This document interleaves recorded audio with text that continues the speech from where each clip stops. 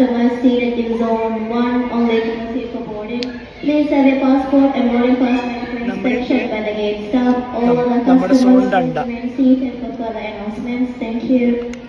Zone 1 അല്ലേ വിളിച്ചത്, നമ്മുടെ സോൺ 2 ആണ്. ഇന്നത്തെ റെക്കോർഡിംഗ് ടൈം കഴിഞ്ഞു. ഞാൻ ഇടയ്ക്കിടയ്ക്ക് റെക്കോർഡ് ചെയ്യുന്നുണ്ട് സഫ്ന, ഇടയ്ക്കിടയ്ക്ക് റെക്കോർഡ് ചെയ്യും.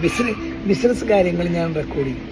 ചില സമയത്തൊക്കെ സഫ്ന നേരത്തെ സംസാരത്തൊക്കെ ഞാൻ റെക്കോർഡ് ചെയ്തിട്ടുണ്ട്. ചിലപ്പോൾ ഇതും റെക്കോർഡർ ആയിരിക്കാം. പുതിയ സീരീസ് നമ്മളിങ്ങനെ ഇറക്കുമല്ലേ. സഫ്ന പറഞ്ഞ ഒന്നും ഞാൻ സത്യസന്ധമായിട്ടുള്ള കാര്യങ്ങൾ റെക്കോർഡ് ചെയ്യാം, അല്ലാണ്ട് ഞാൻ വെറുതെ വൃത്തിയോടൊന്നും റെക്കോർഡ് ചെയ്യുന്നില്ല. ഞാൻ നല്ല നല്ല കാര്യങ്ങൾ റെക്കോർഡ് ചെയ്യുന്നുണ്ട്. മറ്റുള്ളവർക്ക് ഉപകാരപ്രദമാവുന്നുണ്ടെങ്കിൽ ഇതുപോലത്തെ റെക്കോർഡുകൾ ഞാൻ ഇടും.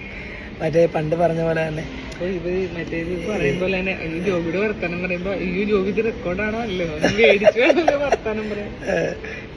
ഇപ്പൊ റെക്കോർഡ് ചെയ്തോണ്ടിരിക്കുന്ന ജോബി താങ്കൾ ഉപയോഗിച്ചുകൊണ്ടിരിക്കുന്ന റെക്കോർഡ് ഓഫ് ചെയ്തിട്ടുണ്ടോ ഓൺ ചെയ്തിട്ടുണ്ടോ എന്നാ മാതിരി ഞാൻ സംസാരിക്കുള്ളൂ. ഇതല്ലേ ഈ അവസ്ഥ?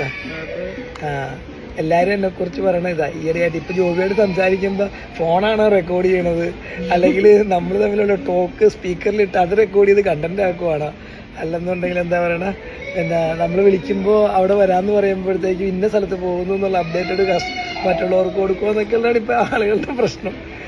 നമ്മൾ ഓരോ കാലഘട്ടത്തിനനുസരിച്ച് നമ്മൾ കൺസെപ്റ്റ് മാറ്റിക്കൊണ്ടിരിക്കണം. ഈ കൺസെപ്റ്റ് മാറ്റിക്കൊണ്ടിരിക്കുന്നത് കൊണ്ട് തന്നെയാണ് 2008 തുടങ്ങിയ സ്ഥാപനം 2026 താഴേട്ട് ഡിപ്പ് വന്നിട്ടുണ്ട്, ഇല്ലെന്നല്ല.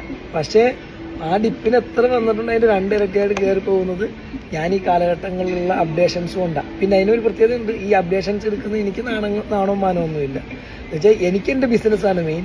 ആ ബിസിനസ്സിന് വേണ്ട കണ്ടന്റുകൾ ഇടുന്നതിൽ എനിക്കൊരു നാണക്കേടും ഇല്ല, ഒരു മാനക്കേടും ഇല്ല.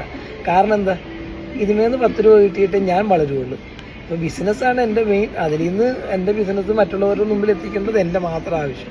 അപ്പോൾ അതിന് 10 രൂപ കിട്ടുന്നതിനുള്ള, അത് ചിലവർ പറയുന്നത് കണ്ടന്റാണ്, ആയിക്കോട്ടെ കണ്ടന്റാണെന്ന്. ചിലവർ പറയുന്നത് അവൻ്റെ സെൽഫ് പ്രൊമോഷൻ ആണെന്ന്, ആയിക്കോട്ടെ അങ്ങനെ ആയിക്കോട്ടെ. ചിലവർ പറയുന്നത് എന്നാ മറ്റേ പ്രാഞ്ചിയേട്ടനാണ്. ഞാനാണെന്നേ ആരാ ഇല്ലെന്ന് പറഞ്ഞത്.